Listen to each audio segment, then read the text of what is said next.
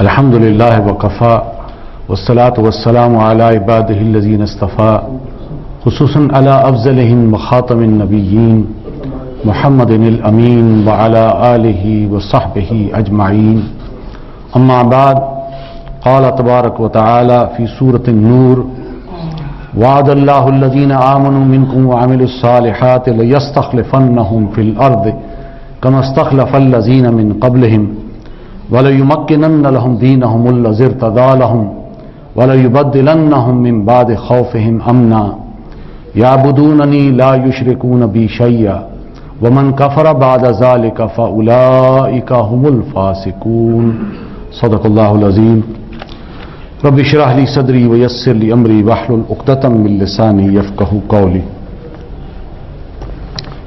حضرات، میری آج کی جو بھی گفتگو ہے اس کا اگر کوئی عنوان میں سوچتا رہا، بہرحال ذہن میں ایک بات آئی، اگر آپ اس کا عنوان دینا چاہیں تو ہمارا 1000 سالہ سبق، پچھلے 1000 سال کی تاریخ اور اس کا سبق، اس کے حوالے سے آج کی یہ گفتگو ہے.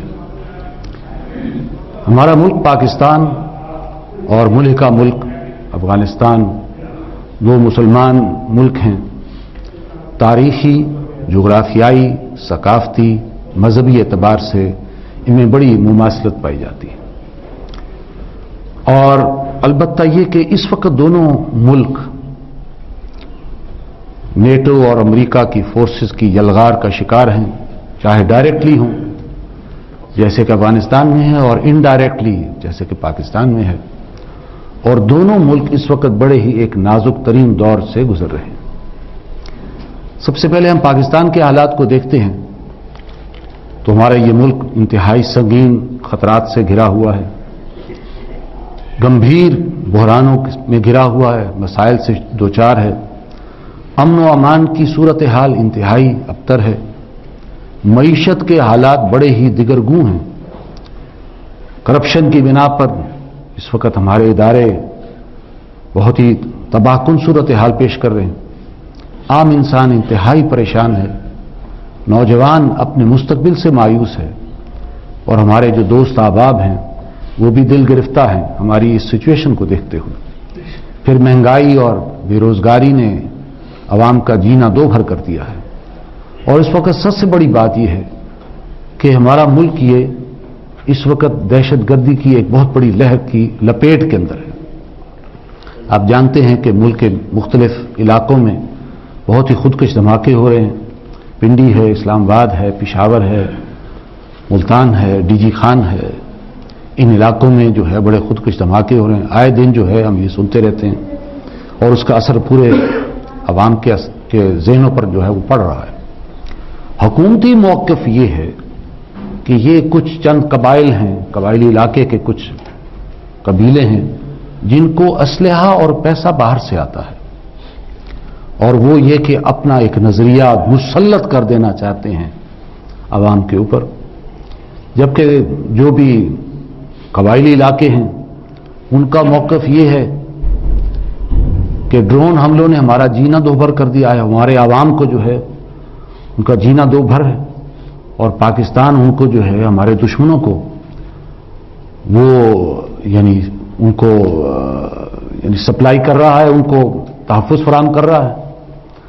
اور اس کی جو ہے ان کے خلاف کوئی بات بھی ہے تو وہ ایک علامتی سی بات ہے. اور یہ کہ ڈالر کی خاطر اور پیسے کی خاطر ان کے لیے ہمیں ہماری طرف جو ہے وہ ایک راہداری جو ہے فراہم کر رہا ہے.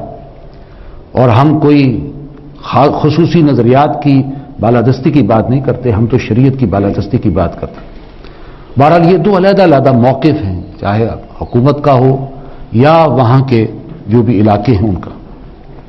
بہرحال ہمارے ملک کے اندر امریکی مداخلت بھی بہت بڑھ گئی ہے، اور ہم دیکھتے ہیں کہ وہ چاہے ہولبروک صاحب ہوں، ہلیری ہوں، اور چاہے وہ ان کے جنرل مولن ہوں، پیٹریاس ہوں، یہ آئے دن جو ہے وہ دورے کرتے رہتے ہیں اور ہر وقت جو ہے پاکستان کو اور اس کی قیادت کو انگیج رکھتے ہیں.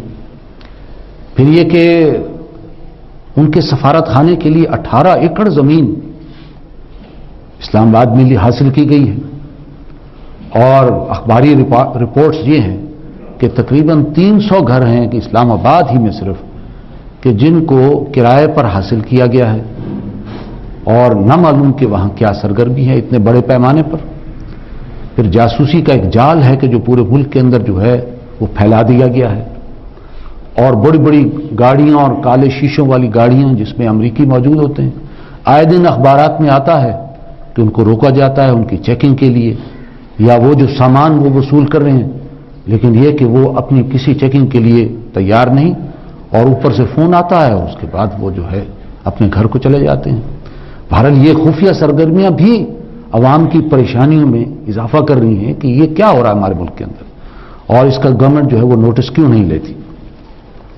پھر آپ جانتے ہیں کہ کوہوٹا جو ہماری ریسرچ لیبارٹری ہے, وہاں اس کے قریب سہالہ جو ہے, سہالہ کے ایک پولیس ٹریننگ کیمپ کے اندر کہنے کو تربیت کا لیکن ایک فوجی اڈا ہے امریکہ نے حاصل کیا ہوا ہے, اور وہ پاکستان کی ایک ایٹمی ایسی جگہ پر کہ جو بہت ہی حساس علاقہ ہے اس کے قریب اس طرح کی اجازت دینا میں سمجھتا ہوں کہ کسی بھی پاکستانی کے لیے پھر ایک پریشانی کی بات ہے کہ ایسا معاملہ کیوں ہو رہا ہے. پھر ڈرون حملے وہ آئے دن بڑھ رہے ہیں. ایک رسمی احتجاج ہوتا تھا, آج وہ رسمی احتجاج بھی نہیں ہے, بس وہ آرام سے وہ آتے ہیں اور چلے جاتے ہیں. اب تو دن میں کئی مرتبہ جو ہے ڈرون حملے اور میزائل جو ہے وہ داغے جا رہے ہیں. اور ملک کی جو معیشت کی جو اس وقت سچویشن ہے, آپ کے علم میں ہوگا کہ پچھلے 2 سالوں میں ہم نے 15 ارب ڈالر کے قرضے لیے. اب ہمارا قرضہ جو ہے وہ 55 ارب ڈالر جو ہے تک جا پہنچا ہے, جس کے لیے سود جو ہے سالانہ ہم 5 ارب ڈالر تو صرف سالانہ سود ادا کرتے ہیں. یہ اس وقت جو ہے وہ قرضوں کی صورتحال ہے. اور یہ بھی آپ جانتے ہیں کہ اس وقت جو بدنام زمانہ NRO کا بل جو ہے وہ جس کو مسترد کر دیا ہے ہماری عدلیہ نے, اس میں 146 ارب روپے کی جو ہے وہاں پہ اس کے اندر جو ہے گڑبڑ ہے. اور ابھی ہائی کورٹ سپریم کورٹ نے یہ بھی کہا ہے کہ 1997 سے لے کر اب تک جن لوگوں نے قومی مالیاتی اداروں اور بینکوں سے اپنے قرضے معاف کروائے ہیں اور جن کی مالیت تقریباً 192 جو ہے ارب روپے ہے, 146 ارب وہ NRO کے اندر وہ علیحدہ ہے جو معاف ہو چکے ہیں 192 ارب. اور سپریم کورٹ نے وہ لسٹ مانگی ہے کہ کن لوگوں نے جو ہے وہ معاف کروائے ہیں 192 ارب کے, وہ ہمارے سامنے جو ہے پیش کی جائے. تو اس سے آپ اندازہ لگا سکتے ہیں کہ ملک کے اندر معیشت کی صورتحال, کرپشن کی صورتحال وہ کیا ہے. پھر یہ کہ اس دہشت گردی کی یہ جنگ جب سے شروع ہوئی ہے تقریباً پاکستان کا 40 سے لے کر 45 ارب ڈالر کا نقصان ہو چکا ہے. انسانی جان کا ضیاع تو ایک علیحدہ چیز ہے مالیاتی اعتبار سے, اور پھر یہ کہ پاکستان کی جو بدنامی ہے دوسرے ملک بیرون ملک, وہ یہ کہ یہ کوئی انسان اگر اپنے آپ کو شو کرے کہ میں پاکستانی ہوں تو وہ سمجھتے ہیں کہ یہ تو کوئی اچھوت ہے, یہ تو کوئی دہشت گرد ہے, چاہے وہ جس قسم کا بھی یاد نہیں, یہ بدنامی علیحدہ ہے. اور اس ساری دہشت گردی کی اصل جو وجہ ہے کہ امریکہ جب سے افغانستان میں آ کر براجمان ہوا ہے اور پاکستان کے اندر ڈرون حملے جو ہے شروع ہوئے ہیں, اور ہم نے بھی اپنی جو ہے وہ خارجی اور فوجی حکمت عملی کو امریکہ کے تقاضوں کے مطابق اس کے بلکہ مطابق کیا مقاصد کے تابع کر دیا ہے, اس وقت سے یہ دہشت گردی کی لہر بڑھتی چلی جا رہی ہے. تو بہرحال اس وقت کہنے کا مقصد یہ ہے کہ یہ ایک حقیقت ہے کہ جمہوریت بہرحال آمریت سے بہتر ہے, لیکن ایک بری جمہوریت بھی خود جمہوریت کی جڑیں کھودنے کے مترادف ہے. اور جمہوریت اس چیز کا نام نہیں ہے کہ عوام کے ووٹوں سے کوئی حکومت بن گئی, جمہوری طریقے سے آ گئی, بیک ڈور سے نہیں آئی, لہٰذا اب جو کہا جائے کہ جو بھی کام ہو کہ جی ہم تو جمہوری طریقے سے آئے ہیں. جمہوریت کے معنی کیا ہیں, جمہوریت کسے کہتے ہیں؟ میں چاہتا ہوں کہ آج آپ اس جمہوری حوالے سے ذرا کچھ پوائنٹس نوٹ ڈاؤن کیجئے کہ اصل جمہوریت کسے کہتے ہیں. نمبر 1 یہ کہ دستور اور قانون کی حکمرانی ہو اور پارلیمنٹ کی بالادستی ہو, عدلیہ کی آزادی ہو اور قوم اور ملک کے مفاد کو بالاتر رکھا جائے. اس کی سلامتی اور اس کی خود مختاری پر کوئی آنچ نہ آنے دی جائے. اب یہ ڈرون حملے جو بھی ہیں یہ ہماری سلامتی اور خود مختاری کے بالکل خلاف ہے. اسی طریقے سے عوام کے حقوق ان کو دیے جائیں اور جو بھی ترقی ہے اس میں عوام کو اس کا حصہ دار بنے، اس کو سہولت فراہم کی جائے. پھر یہ کہ ہر شعبے کے اندر میرٹ اور اہلیت کے مطابق فیصلے ہوں اور گورننس جو بھی ہے وہ کرپشن سے بالکل پاک ہو. یہ چیزیں ہیں جو جمہوریت کہلاتی ہیں. اور پھر یہ کہ ایک احتساب کا ادارہ جو ہر قسم کے نیپوٹزم سے بالکل آزاد اور بالا تر ہو اور ہر ایک کو انصاف فراہم کرنے والا ہو. ایسا محتسب ادارہ ہو کہ اگر کسی نے اپنی بے گناہی بھی ثابت کرنی ہے تو وہ ادارے کے پاس جائے، اور اگر کسی نے کوئی اس کے اندر گڑبڑ کی ہے تو پھر ان کے ساتھ پورا طریقے سے ان کو جو ہے ان سے وہ حساب لیا جائے.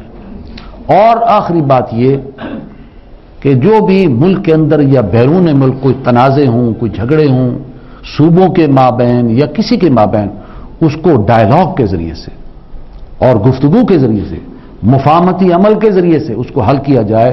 اور عسکری اگر کوئی حصہ لینا ہے تو بالکل لاسٹ آپشن جس کے لیے ہوتا ہے وہ لاسٹ آپشن پہ رکھا جائے.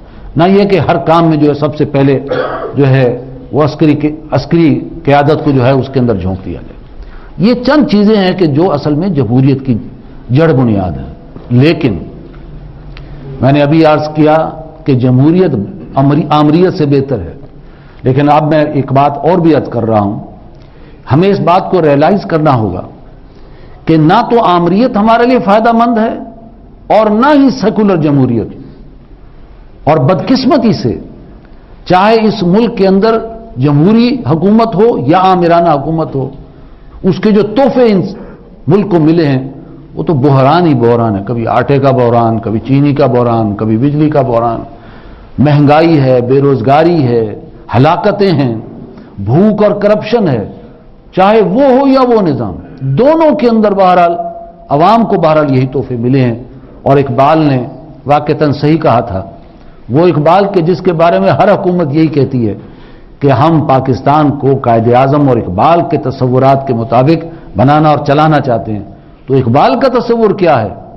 اقبال کہتا ہے کہ تو نے کیا دیکھا نہیں مغرب کا جمہوری نظام، چہرہ روشن اندرون چنگیز سے تاریخ تر. اور اقبال کہتا ہے دیو استبداد جمہوری قبا میں پائے کوب، تو سمجھتا ہے آزادی کی ہے یہ نیلم پری.